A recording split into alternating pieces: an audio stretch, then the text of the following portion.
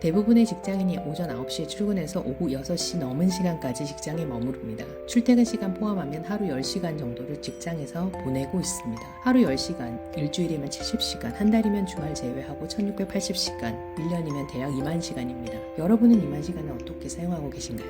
2명의 직장인을 살펴보겠습니다. 김대리는 직장 3년 차입니다. 아침에 출근하면 해야 할 일 목록부터 정리합니다. 마감 기한에 맞춰 우선순위를 정하고 오늘 처리해야 할 일들을 시간 순으로 나열합니다. 에너지 충전이나 감정 소모를 막기 위해 1시간 반에서 2시간마다 명상이나 산책과 같이 잠깐의 휴식 시간을 가집니다.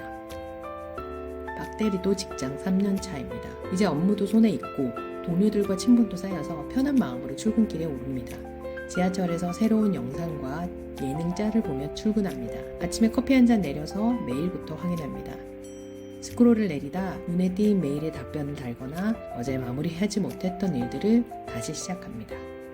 새로운 메일이 오거나 업무 요청이 오면 하던 일을 내려놓고 새로운 일을 시작합니다. 김대리는 아침에 하려고 했던 할 일 목록을 체크하며 퇴근을 준비합니다. 박대리는 여러 가지 일들을 넘나들면서 하고 있다. 퇴근 시간이 오면 다시 내일 하자라는 마음으로 퇴근을 준비합니다. 여러분의 하루는 누구와 비슷한가요? 같은 시간이지만 어떻게 보내느냐에 따라 여러분의 연봉이 달라집니다. 직장에서 어떻게 시간을 보내야 여러분의 연봉을 올릴 수 있는지 알려드리겠습니다. 첫 번째, 계획을 세우세요. 아침에 출근해서 가장 먼저 해야 할 일은 커피 한 잔 마시는 것이 아니라 그날 처리해야 할 일 목록을 만드는 것입니다. 무슨 일이 있어도 처리해야 할 일 2가지 정도를 적고 업무를 시작하세요. 두 번째, 집중하기. 정해진 시간 내에 마무리해야 할 일이 있다면 핸드폰이나 메일 알림을 잠시 꺼두세요. 주변에 사람이 많이 있다면 회의실과 같이 사람 없는 곳으로 이동해서 하던 일을 마무리하세요. 일의 흐름을 방해하거나 집중을 흐리게 하는 요소는 제거합니다. 휴식도 계획적으로. 고도의 집중력을 발휘해서 업무를 처리하다 보면 에너지 레벨이 급격히 떨어집니다. 1시간 반에서 2시간에 한 번 휴식 시간을 반드시 가지세요.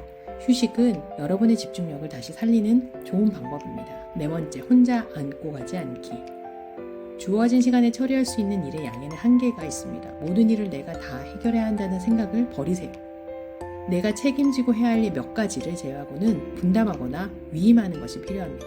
우선순위를 정할 때 마감 기한과 일의 중요도를 고려해서 내가 직접 처리해야 할 일, 부탁하거나 위임할 수 있는 일을 구분하는 것이 좋습니다. 다섯 번째, 퇴근 전 하루 일과 돌아보기. 하려고 했던 일들이 마무리되었는지, 그렇지 못했다면 그 이유가 무엇인지 돌아보는 시간을 반드시 가지세요. 내일 마무리해야 할 일에 대한 계획을 세우는 데도 필요하고 생산적인 하루를 보내기 위해서는 나의 하루 습관과 업무 처리 방식을 이해해야 합니다. 직장에서 머무르는 시간을 아까워하지 마세요. 대신 그 시간을 최대한 활용하세요. 같은 시간과 업무가 주어졌을 때 그 시간을 어떻게 활용하느냐는 여러분의 선택입니다. 나의 하루가 쌓여서 내 연봉과 내 승진이 결정된다는 것을 잊지 마세요. 감사합니다. 마인델로였습니다.